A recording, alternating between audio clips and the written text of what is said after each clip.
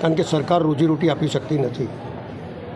ઘરમાં 2 બાળક હોય, માતા પિતા હોય, ભાઈ બહેન હોય, આખું પરિવાર જેના પર ચાલતું હોય, સરકાર 10,000 લોન આપતી હોય કે તમે ધંધો કરો અને આ બાજુ આ લોકો ઉઠાઈ જતા હોય, તો કઈ રીતે ધંધો કરવાનું? સરકારની પોલિસી શું છે તો નક્કી કરો.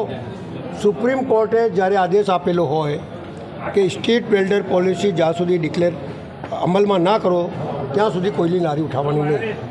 તો આ ડિક્ટેટરશીપ છે, દાદાગીરી છે આમની.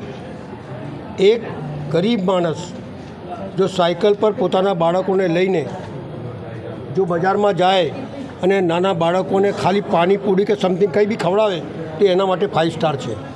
અને લારી તો ચલાવે છે, કોઈ જગ્યાએ કોઈને 200-300 મળે છે, કોઈને 500 મળે છે, કોઈને 5,000 બી મળતા હશે, પણ 5% લોકોને સારી લારી ચાલે છે, 95% લોકોની સારી લારી ચાલતી નથી.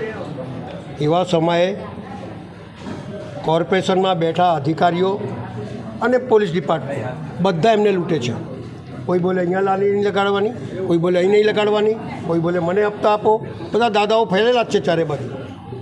સરકાર નીતિ નિયમ નક્કી કરી શકતા નથી ને એનો અમલ બી નથી કરી શકતી. એવા સમયે કમિશનર પાસે અમે એ જ માંગ કરીએ છીએ કે અમને જ્યાં સુધી સ્ટ્રીટ વેન્ડર પોલિસી તમે અમલમાં ન મૂકો ત્યાં સુધી એમની લારી ના ઉઠાવો, એમને ધંધો રોજગાર કરવા દો, એમનું પેટીયું ભરાય એ પ્રમાણેની વ્યવસ્થા કરો. સુસાગરની લારી આજથી નથી લાગતી, સર સિયાજીરાવ ગાયકવાડના વખતથી લાગે છે. અહીંયા જ્યારે લારી લગાડતા હતા ત્યારે GDCR નહોતું, કોઈ પાર્કિંગની જગ્યા રાખવાની નિયમ નહોતો, ત્યારથી લગાડતા હોય બીજી અનેક જગ્યાઓ ઉપર.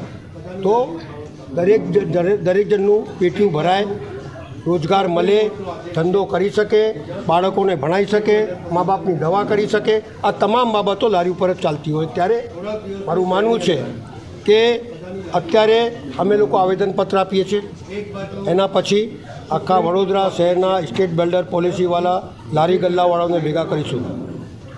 સરકારને કહીશું કાં તો રોજીરોટી આપો, કાં લારી ચલાવવાની વ્યવસ્થા આપો.